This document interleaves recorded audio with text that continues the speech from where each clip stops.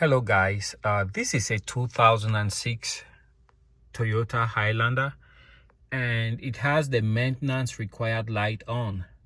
So the way you reset this light is you turn off your ignition. I have it off here.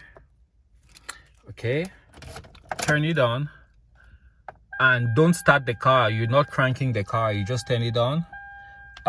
You push the odometer trip button until you have the odometer displayed, and then you turn it off,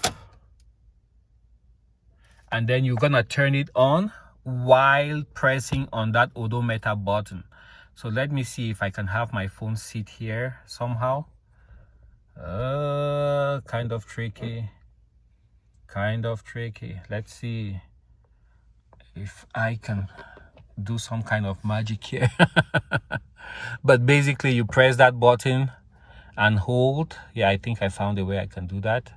And then you turn on your ignition and keep holding until it resets. Keep holding, bam, and turn off your ignition, and now you can start your car without any maintenance required. That is how you reset your maintenance required light.